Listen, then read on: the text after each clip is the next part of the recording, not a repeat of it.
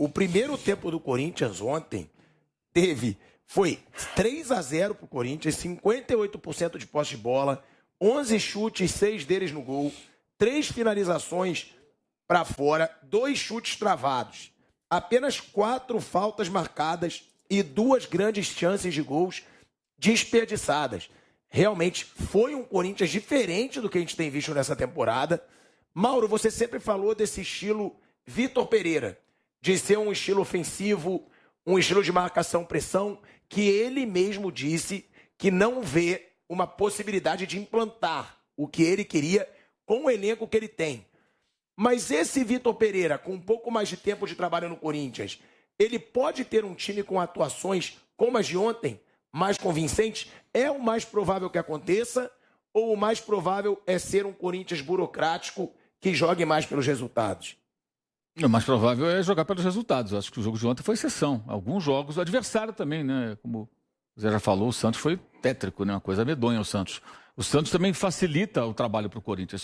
Se o Corinthians enfrenta uma equipe que se defende bem, que está organizada e praticando bom futebol, ele, por mais que jogue bem, não vai fazer 4-0 com a facilidade que fez. Então, 6-0 em finalização no primeiro tempo. Exato. É uma combinação de uma atuação ruim de um lado, que também é provocada pela boa atuação do seu adversário, mas o Santos não existiu. O técnico Bustos, de final, estava envergonhado. Ele não sabia onde enfiar a cara. Chegou a dizer, nunca passei por um negócio desse, nem como jogador, como nada. Né? Foi até bem forte a coletiva Uma coisa dele, bem vergonhosa, ele estava bem indignado. Eu gosto, acho que é isso. As pessoas têm que demonstrar um pouco de indignação, né? A banalização do fracasso, a banalização das derrotas vergonhosas, via media training, não dá mais, gente. Vamos ter um pouco de raiva também, né? Das coisas ruins que acontecem, porque isso te estimula a mudar o cenário. E o Santos não pode fazer a atuação como fez ontem também, claro. Para o torcedor do Santos, o Corinthians é o grande rival. Né? E geralmente os santistas veem o Corinthians como grande rival. Toma de 4-0. Pô, a gente falou muito da pancada que tomou o São Paulo na semana do Palmeiras, com 2 gols no final. Essa de ontem é comparável. 4-0. Parecia o Corinthians um time pequeno do Campeonato Paulista. Uma coisa constrangedora. E o Santos perdido em campo. Então, acho que ontem as coisas ficaram mais viáveis para o time praticar esse futebol todo, fazer tantos gols e tal. Mas acho que a tendência nesse calendário, nessa sequência de jogos, ele muito mais ser pragmático e coletar pontos do que outra coisa. Com uma diferença. Quando o Corinthians ganha de 1-0 do Goiás com um pênalti inexistente, não tem mimimi. Quando o Flamengo ganha do Goiás por 1-0, jogando um bom primeiro tempo, o segundo mais ou menos, tem mimimi. Ou seja, os corintianos em geral, vou chegar lá, os corintianos em geral, eles entendem melhor o 1-0 jogando mal. A torcida do Corinthians está muito educada com relação a isso, desde os tempos lá do Tite, do Mano, do Tite novo. Então o cara entende o seguinte, hoje está ruim pra caramba. O jogo do São Paulo, péssima atuação. São Paulo era para ter vencido o jogo, o Corinthians arrancou um empate.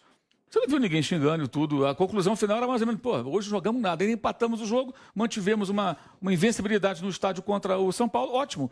Nesse cenário foi bom ganhar esse ponto e não perder para o rival. Beleza, vamos em frente. Não o que nós queremos, mas tudo bem. Tem um entendimento. O Flamengo não. O Flamengo é mimimi, não sei o quê, fora não sei o quê. Fora Paulo Souza. Tem fora Paulo Souza? Hoje acho que não. E por aí vai, sabe? Então tem isso também. Acho que essa característica de boa parte da torcida do Corinthians ajuda também. Quando vence por 1-0 em casa jogando mal, a torcida não vai, ela pode não estar gostando muito. Né? E acho também que não tem que gostar, você tem que ter ambição por mais. Mas compreender que naquele dia não deu para ser melhor. E aí você pensa, bem, então é melhor ter 3 pontos e eu voltar para casa com 3 pontos do que eu não conseguir nada, o time jogar mal e ainda por cima empatar ou perder. Acho que tem esse aspecto também. Então ele encontra um clube onde jogar dessa maneira não tem tantas consequências, não tem tantas contraindicações. Se ele fosse técnico do Flamengo, fizesse a mesma coisa, ele estava tomando pancada. Tinha a hashtag fora Vitor Pereira, não tenha dúvida. E a Flávia Mimi estava aqui descendo a lenha no Vitor Pereira. Ele me cutucou, mas você era fora Renato Gaúcho. Nunca falei fora Renato Gaúcho.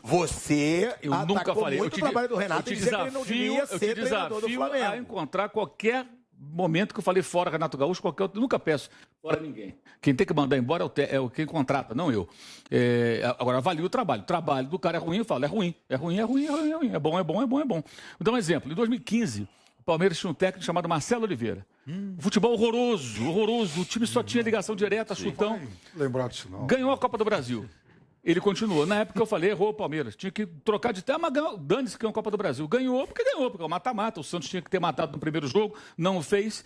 foi pro segundo jogo ali, 2-1, tivesse gol fora na final, que não tinha na final gol fora, né? O Santos o Nilson perdeu o gol no final. O Gabigol perdeu o pênalti na Vila também. Teve isso também, coisa rara, né? Então, chega no final disso tudo, vai pros pênaltis e o São Palmeiras foi campeão. Mas o Marcelo Oliveira fazia um trabalho horroroso no Palmeiras, muito ruim, mas muito ruim. Continuou com ele. O que é que isso custou? Custou uma eliminação da Libertadores seguinte. Na primeira fase. Na primeira fase, que é quando o Cuca chegou, o time estava uma bagunça, continuava uma bagunça, já era um time com um elenco bom, dos melhores do país, e consequentemente da América do Sul. E aí o Cuca entrou, aí arrumou o time do jeito dele e tal, ganhou o Campeonato Brasileiro. Mas a Copa Libertadores já pegou, o time já quase eliminado, já não tinha muita chance. Teve até um jogo que eu nunca vou esquecer, o jogo contra o Rosário Central, o Palmeiras do Marcelo ganhou no Allianz Parque. E assim, mas foi dominado de tal forma. O Marco Rubio perdeu pênalti, o Praz pegou. Uma coisa assim, incrível. Como o Rosário Central jogou 10 vezes mais e perdeu 2-0. Foi até um gol do Alione no fim que fechou a conta. Então você viu, ganhou. Mas o time não existia.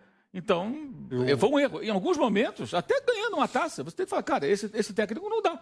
Então, assim, uma coisa é avaliar o trabalho, outra é pedir fora. E quando o Flamengo jogava bem com o Renato, eu elogiava, claro, não tem problema nenhum de elogiar, porque um trabalho de um técnico que não é bom, em alguns momentos ele pode ter um outro bom jogo e você tem que identificar e falar bem sobre aquilo.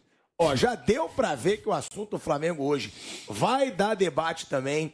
Agora, Mauro, você falou, é positivo. O treinador tem que falar mesmo, não tem que ter media training. Agora, tem também o outro lado, né? Que a gente sempre fala com jogadores, ex-jogadores. Eles falam, quando o treinador chuta o balde numa coletiva e coloca erros individuais, coloca erros de jogadores, muitas vezes o jogador fica revoltado. Que ele acha que tem que falar só no vestiário. Azar dele. A torcida está revoltada e é exatamente isso que eu queria te perguntar. Por que o jogador... Cara, eu acho engraçado. Ó, a gente está voltando em 5 segundos para a rádio e para a TV. Estamos de volta. A rádio e a TV Jovem Pan, agora também em todas as plataformas. Eu perguntando para o Mauro, que você até elogiou que o Bustos jogou o papo reto na coletiva. Eu também gosto de treinador que tem coragem, que fala. Mas muito jogador diz que treinador, quando expõe o time numa coletiva, ele perde o grupo. São dois gumes, né? Uma faca de dois gumes. Não tem pra onde correr. Agora, essa coisa do jogador ficar... esse é muito papo de boleiro. Né? Tem muito jogador que fala esse tipo de coisa. Porque o jogador não gosta... Parece que o jogador de futebol é uma entidade superior, sabe? O jogador não gosta disso, o jogador... Que se dane se o jogador gosta ou não gosta, os caras entram em campo, não jogam nada. O time é humilhado. O torcedor do Santos hoje tá pé da vida. Aí vai ficar preocupado se o fulaninho vai gostar ou não. Dane-se se não gostar. Cabe à diretoria bancar. Deveria hoje o presidente do clube, que é muito atuante ali em algumas ações, reclama de jornalista e tal, e junto lá com o Dracena, que hoje é o responsável pelo futebol, o diretor, gerente, não sei bem qual o cargo do Edu, junto do técnico dos jogadores e reforçar o que ele falou. Essa é uma hora boa para o presidente do clube aparecer em CT, que eu acho que o presidente do clube não tem que habitar o CT, mas às vezes pode ir no CT, que é para chamar na xincha e falar, ele está certo. Nós somos o Santos, a gente não pode tomar de 4-0 dessa maneira. Vocês acham que o que vocês fizeram foi legal? Assistam o jogo, bota o jogo. Põe um jogo em looping no vestiário, toda hora assim, ó. Entrou para trocar de roupa, fazer ali, né, alongamento e tal. Vai fazer massagem, tem lá uma TV em looping os gols do Corinthians, para o cara não esquecer, sabe? Manda no grupo no celular, né, os gols de novo, para vocês verem de novo a porcaria que vocês fizeram. Ora, bolas, o jogador não gosta. Eu acho que isso tem que mudar. Se o dirigente bancar, não tem jogador que vai ficar, porque não gosta, não sei o quê. Que história é essa? O clube nunca pode ser refém de jogador nenhum, gente. Mas todos são. São porque os dirigentes são omissos e bananas, muitas vezes. E aí o que acontece? Deixam a bucha na mão do técnico, usam o técnico como escudo, não se envolvem na dividida, e aí muitas vezes o grupo ganha a dividida e o técnico fica queimado. É o que acontece. Perdeu o grupo. Sim, mas o grupo perdeu o jogo. Não perdeu o jogo, ele foi goleado, foi humilhante, foi uma atuação vergonhosa. E ele é um profissional que parece não ter esse apego ao cargo, que é legal, como acontece com outros técnicos estrangeiros. Os caras não estão aqui preocupados em fazer média. Se não trabalhar no Brasil, ele volta para o Equador, ele vai para a Argentina, ele vai para um outro lugar. Ele vai ficar desempregado. Agora, aqui os caras estão sempre preocupados assim, se eu bater de frente com um grupo desse clube, amanhã eu vou para um outro clube, aí o grupo não vai gostar, os jogadores vão falar que eu sou assim, que eu sou assado, de repente o jogador que eu trabalho aqui eu encontro em outro time amanhã. Eles ficam ali tentando, pisando em ovos, porque querem manter ali essa reserva de mercado, essa coisa toda que eles tentam manter, que já estão perdendo os técnicos brasileiros, salvo exceções, é claro, né? Então, acho que a questão é essa estrutura viciada. O jogador não gosta, você não gosta. E o torcedor? Quem manda é o torcedor, o chefe é o torcedor, né? Porque se não tem torcedor, o clube não é nada. Não tem dinheiro, não tem arrecadação, não tem nada. Esse jogador não tem esse emprego que ele ocupa hoje. Então, o torcedor tá o quê? Como é que está o torcedor do Santos? Tá feliz? Maneiro. Olha, não vamos melindrar os nossos jogadores, sabe? Eles perderam só de 4-0 para o maior rival, mas não podemos deixá-los nervosinhos nem tristinhos porque o técnico reclamou da atuação deles. Eles deveriam concordar com ele e fazer uma autocrítica. Sim, o técnico está certo, jogamos nada. Atuação ridícula, o Santos não pode jogar dessa forma. Aí você pega o Santos recentemente, foi agora há 10 dias, jogou contra o Atlético quase mais de meia hora com um homem a menos, em Belo Horizonte, perdia, empatou e quase virou. Como é que esse time joga contra o Atlético Mineiro, fora de casa, campeão brasileiro da Copa do Brasil? Quase vira um jogo com um homem a menos e depois toma de 4-0 do Corinthians. Então, esse time é capaz de fazer mais. E já houve o jogo do Bragantino, no fim de semana, que a torcida já torceu o nariz, que fez 2-0, caiu muito no segundo tempo e tomou um empate. Então, o torcedor do Santos tem motivo para estar meio já estranhando o desempenho, a queda do time durante as partidas. E ontem foi um negócio, uma derrota histórica, gente. Se o Corinthians tivesse um pouco mais de apetite, ou tivesse mais inteiro em algum momento, poderia fazer aquele 7-1, aquele jogo lá atrás. Foi. Imagina, o Tevez. Não, e tem outra, né, Mauro? É o que você falou, jogador virou entidade. Por quê? Vamos lá, aqui na Jovem Pan, chega o dono, o vice-presidente, e falam no ar, o programa de ontem foi uma vergonha, o programa de ontem envergonhou a gente vai ter que chegar aqui no dia seguinte e tentar fazer um programa melhor. A gente vai tentar se esforçar. No futebol, muitas vezes, é o contrário. Essa má atuação, você expõe o jogador, essa má atuação. ele, quer me derrubar? Então agora Se você quer fazer esse paralelo, como se nós chegássemos aqui, ficássemos durante 2 horas propagando notícias mentirosas, análises desonestas intelectualmente, bocejando no ar, distorcendo os fatos, usando palavras inadequadas, é isso. Sabe, chega aqui e faz um programa horroroso, tudo errado, tudo ao contrário do que deve ser. Aí você fala, pô, é a mesma coisa, fizeram tudo isso ontem. O Santos fez tudo isso. E nenhuma profissão tem isso. Sim. Vai lá, o diretor de um hospital critica o serviço médico. O médico vai errar numa cirurgia? Não. No dia seguinte? É louco. Não dá. E essa coisa, o futebol brasileiro ele tem muito essa coisa do medo. O Mauro falou, eu tenho medo, se eu perder o grupo aqui, no outro time eu também vou me queimar, que eu vou chegar lá. Isso influencia até na maneira que alguns técnicos armam seus times. Tem técnico que tem até algumas ideias mais ousadas, só que acaba em certo momento não colocando em prática suas ideias, acaba jogando de uma maneira que ele nem gosta muito, teoricamente para defender emprego, teoricamente para não correr risco de ser demitido, para não perder. Mas os técnicos eles continuam sendo demitidos e agora perdendo espaço para técnicos que vêm de fora. Então, essa coisa do medo, eu tenho medo de arriscar, porque se eu arriscar e o time perder, eu vou ter problema. E se eu criticar e o grupo não gostar, eu vou ter problema. Só que eles continuam perdendo emprego. Ok, sai de um, vai para o outro, ganha dinheiro, isso aí tudo bem. Mas, assim, evolução na carreira, são poucos que conseguem. Hoje, o Palmeiras, que é o melhor time do Brasil, tem um estrangeiro. Até outro dia, o Flamengo, que é outro time fortinho, um estrangeiro. O Atlético Mineiro tem um estrangeiro. O Corinthians tem os melhores empregos, estão ocupados, ou quase todos, pelos estrangeiros. Metade dos times. Pela política, essa coisa do medo. Você tem medo, você acaba não fazendo nada. Ou você faz um trabalho medíocre. Acontece com o árbitro também. Muito da arbitragem ruim, além da ruindade, da incompetência de alguns, é porque eles têm medo. Eles vão lá para apitar. Aí o VAR chama, nossa, e se eu for contra, eu acho que aconteceu isso, mas o cara falou outra coisa, e se eu for contra e estiver errado, não, banca o que você acha. E você acaba fazendo uma arbitragem ruim por medo. Então, o medo atrapalha muito. E esse pode ser um ponto positivo dessa passagem de tantos treinadores estrangeiros pelo Brasil. Porque, você teve essa porrada do Bustos. Você já teve porrada do Paulo Souza. É porrada do Vitor Pereira. Sim. Que o Vitor Pereira também, o tempo inteiro, ele fala o que ele pensa. E aí pode enfraquecer um pouco essa situação de que nenhum treinador pode ir de encontro ao elenco. Só para passar para você, Piperno, o Zé Manuel me passou aqui, que ele ainda fala, eu tinha que tirar os 11 no intervalo. Todos, menos o Marcos Leonardo e o João Paulo. É fácil falar no mau resultado, porque o Lucas Braga foi o melhor no outro dia. Não gosto de falar mal de jogador, mas sem João Paulo e Marcos Leonardo, tinha que trocar todos. O primeiro gol foi em uma falta sobre o Batistão, mas há um erro grosseiro de 2 jogadores. No terceiro, não sobe. Me dá vergonha estar aqui. Ele fala, eu tinha que tirar o time inteiro. Mas só uma coisa curiosa é que no intervalo ele não tirou ninguém, né? Ele voltou com o mesmo time. Mas tudo bem. Ele só errou e não falar. Eu também tenho culpa, faço parte. Não sei, não vi a entrevista inteira, não sei se ele falou. Mas só precisava falar assim, ó, tudo isso tá certo, tem que falar mesmo. Eu também acho. Mas assim, ele podia ter chamado um pouco para ele. Ó, da minha parte, eu errei aqui, ali. Mas vamos ser sinceros também, né, Bruno? O Santos, você não tem muita opção. Não. No banco. Não. E a pergunta foi, inclusive, essa. Por que você voltou sem fazer nenhuma mudança? E aí foi o desabafo dele. A gente não sabe que ele conversou com esses caras no intervalo. Olha, sei lá, vou dar um crédito de confiança, tá tudo errado, jogamos mal e tal. Vocês vão voltar lá agora e vão, enfim, resolver as atrapalhadas que vocês já fizeram. E ninguém resolveu nada. Agora, também tem uma coisa, né? O Santos, até onde eu sei, não tem hoje, né, nenhum jogador de seleção brasileiro, argentino, não sei o que, nesse elenco. Esses caras não podem se achar também os reis da cocada e ficar de biquinho porque o técnico foi lá e criticou publicamente.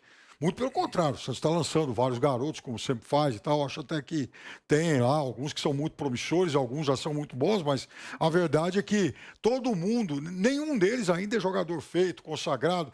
Imagina, por exemplo, o Johan Julio chegar, professor, o senhor está errado, o senhor está pisando na bola. Não dá, né? Não dá para admitir isso. Você citou o Palmeiras, por exemplo, antes do Mundial Interclubes esse ano, o Abel cortou toda a molecada. Patrick de Paula, o Renan, que tinha aparecido bem o ano passado, o Gabriel Menino, que chegou à seleção brasileira. Todo mundo se achou também, assim, o máximo, muito cedo. Falou, para. E não vai ninguém. Vamos levar o Endrick lá para o Mundial. O Endrick tem que ir para a Disneylândia, pera lá. Então, assim, eu acho que tem coisa que não tem problema nenhum no técnico falar publicamente. Eu acho que os limites dele têm que ficar muito claros. E o jogador... ele tem que saber que o comandante é o técnico, não é ele, né? Mas a gente sabe que no Brasil não é assim. No Brasil então em quase todos os times. Tirando o Palmeiras, talvez o São Paulo do Rogério, eu acho que quem manda são os jogadores. Pilhador, você imagina se o Flamengo do Jesus, cheio de estrela, o time estelar e tal, alguém ia tentar subir em cima do técnico? Não vai. No Atlético Mineiro do Cuca, o Hulk, que é a maior expressão do time no começo, lá no Campeonato Mineiro, ficou meio de biquinho. Mas ele falou e depois ele jogou. Ele falou e logo depois ele jogou. Falou e o técnico também falou. Mas quem manda aqui sou eu. Não. Naquela situação ali, o Hulk reclamou, no jogo seguinte ele já estava jogando e aí ele foi bancado. Tiveram uma conversa e o técnico falou... Sim, mas mas mostra o poder do jogador. Mas claro, o jogador não jogou porque ele gritou. O jogador jogou porque ele foi enquadrado também. Não, naquela situação ali, o Hulk jogou porque falou. Naquela situação, sim. Não jogou ele desabafa, logo depois ele começa a ganhar outro dia aí, time. Teve um dia desse, ele deu uma entrevista que foi lá pro Globo.com, o Estado de Minas, enfim, ele falou, olha, eu cheguei a pensar em ir embora, porque eu estava lá perdendo espaço e vi que aqui o negócio não ia acontecer. Porque também sentiu a mão firme. Imagina se o Cuca moleste com um elenco cheio de estrelas como aquele. O trabalho não tinha acontecido. Então, se você contrata um cara para comandar, uma das coisas que ele tem que fazer é comandar. Não é terceirizar a responsabilidade, delegar poder para o jogador. Não. Aqui quem manda sou eu. Até porque, se ele errar, ele vai ser o primeiro a ter a cabeça cortada também, né? Você acha que tem como isso mudar no Brasil, Mauro? Porque eu acho bonito o discurso, mas eu acho muito difícil mudar. Porque a gente percebe... Todo treinador, quando ele bate de frente, daqui a pouco o time começa a jogar mal, o treinador cai. Como mudar essa situação? Não muda porque o dirigente usa o técnico como escudo. Então, para o dirigente é conveniente que haja esse choque, ele fica ali observando e ele dá lá uma canetada, demite o técnico, traz um outro e a vida segue. É mais desgastante ter que comprar a briga, né? É curioso, o Eurico Miranda fazia isso, né? O Eurico Miranda bancava alguns treinadores e era difícil, ele não gostava muito de mandar técnico embora. Em meio a tantos defeitos, acho que ele tinha essa virtude. Aconteceu em 97, né? O elenco do Vasco, em dado momento, teve lá problemas com o Antônio Lopes, né? Que sempre foi um técnico assim, meio rigoroso e tal, aquele jeitão dele, delegado, né? E a um determinado momento, ali, as lideranças do elenco do Vasco ouviram do presidente, então, é o seguinte, olha, o técnico é ele, vai ele até o final, vocês vão ter que jogar com esse cara aqui. Não vou demitir ninguém, não. Pode esquecer. E se vocês não jogarem, a gente que vai resolver. Nós que vamos conversar. Ou seja, eu vou para cima de vocês. Na época o Vasco tinha dinheiro, tinha aquela parceria internacional do Banco of América, a grana entrando, contratou vários jogadores importantes, tinha Edmundo e Evair, né? Então, o Vasco foi embora e ganhou o Brasileiro, ganhou depois, no ano seguinte, Libertadores, já aí tinha Donizete Luizão, já tinha mudado, né? Então, é raro isso acontecer. Talvez a diretoria do Palmeiras hoje seja mais próxima disso. Eu não sei, eu acho que ela banca as decisões dela sempre. Eu acho que quem banca tudo lá é o Abel Ferreira, minha opinião. Acho que quem decide, não quero Felipe Melo, eu acho que é o Abel Ferreira. Não acho que seja a diretoria. Não tenho tanta convicção de que a diretoria do Palmeiras não renovaria os contratos desses caras todos se não tivesse um técnico com muita moral falando, não preciso mais desses caras. Não conto mais com eles, não precisa renovar, eu quero outros jogadores. Tenho muitas dúvidas. Não é uma informação, só uma opinião. Eu tenho dúvidas mesmo, assim, se não fariam o que os outros fazem. Assim, que é chegar na hora ali e ficar renovando. Levantou a taça, renova a conta. Mais um aninho aqui. O caso do Felipe Melo é emblemático. Eu acho que aquilo aí é coisa do técnico. Acho, assim, pelo poder que o técnico tem no clube hoje. Né? Como eu acho que se o Jesus seguisse no Flamengo, essa turma toda tinha ido embora. Porque, em dado momento, o técnico fala, esse cara não me entrega mais o que eu quero. E o técnico é competitivo, ele quer ganhar, ele não quer ser terceiro colocado. Bem, se você não funciona mais para mim, você vai embora, amigo. E é assim, friamente, porque funciona assim. E os técnicos de fora têm esse perfil mais gelado para tomar esse tipo de decisão. Né? O Pogba está saindo do Manchester United, jogador de 100 milhões de euros. Nunca entregou, salvo alguns lampejos, em termos de regularidade, nunca entregou o que se esperava dele. Vai embora. Não tem problema, vai embora. Não fica mais aqui, não interessa mais.